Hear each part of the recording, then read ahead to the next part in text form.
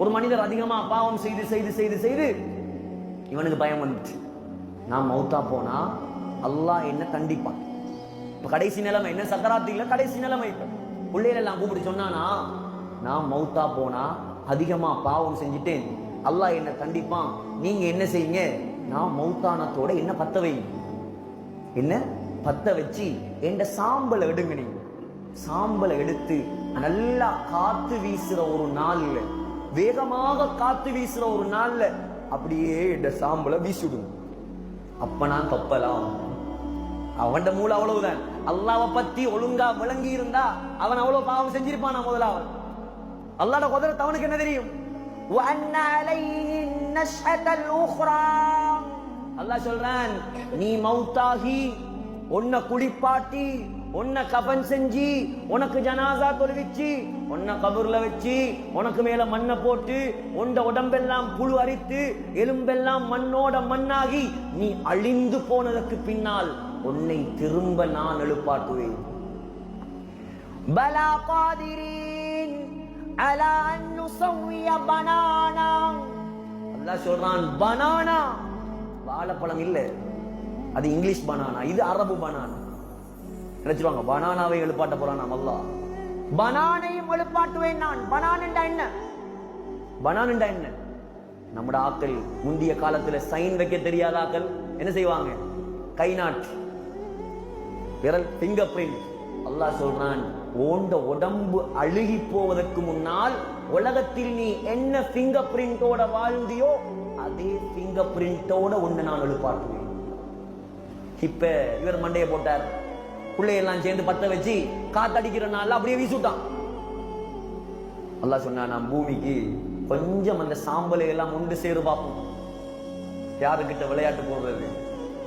புகாரியுடைய இன்னொரு ரிவாயத்துல வருது, அல்லாஹ் சொன்னானாம், குன் ஆகுண்டானாம், அப்படியே எழும்பி நின்ட்டானாம். பத்தி சாம்பலா போனவன் அப்படியே எழும்பி நின்ட்டானாம். பாக்குறாரு, என்னடா பத்த வச்சு காத்துல வீசின நான் எழும்பி நிக்கிறேன். கேட்டானாம் அல்லாஹ், ஐ அபுதி, ஏ என்னுடைய அடியானே, பாருங்க அவன் இறக்கத்தை, ஏ நாசமா போனவனே, அப்படி சொல்லல. ஏ பாவம் செஞ்ச பாவியே, அப்படி சொல்லல. ஏ என்னுடைய அடியானே, ஏ என்னுடைய அடியானே, மா ஹமலக அலா மா ஸனஅத, ஏன் இப்படி செய்தாய், ஏன் இப்படி செய்தாய்? சொன்னாரா, யா அல்லாஹ், அதிகமா பாவம் செய்து விட்டேன், உன்னுடைய பயத்தால தான் நான் இப்படி செஞ்சேன், அவ்வளோ பயமா என் மீது, உன்னை மன்னித்து விட்டேன், நீ சொர்க்கம் போண்டான். உன்னை மன்னிச்சுட்டேன், நீ சொர்க்கம் போ. அவ்வளோ பெரிய பாவிய மன்னிச்சா அல்லாஹ், நானும் நீங்களும் முறையா தௌபா செய்தால் எங்களை மன்னிக்க மாட்டானா சகோதரர்களே? قل يا عبادي الذين اسرفوا على انفسهم لا تقنطوا من رحمة الله. அல்லாஹ் சொல்றான், என்னுடைய அடியானே, உனக்கு நீயே பாவம் செஞ்சு அநியாயம் செஞ்சு என்ற அடியானே, நான் மன்னிக்க மாட்டேன் என்று மட்டும் நினைச்சிடாது. இந்த ரஹ்மத்து விசாலமானது, எல்லா பாவத்தையும் மன்னிக்க நான் ரெடி, வா என் பக்கம். ஆனா இவன் போறதுக்கு ரெடி இல்லை. அவன் கூப்பிடுறான், வா, வஸாபிகு இலா மக்ஃபிரத்தின் மிர் ரப்பிக்கும், ஓடி பூட்டி போட்டி போட்டு கொண்டு வா. வஸாரிஉ இலா மக்ஃபிரத்தின் மிர் ரப்பிக்கும், விரைந்து வா. அல்லாஹ் கூப்பிடுறான், ஆனா இவனுக்கு போறதுக்கு விருப்பம் இல்ல.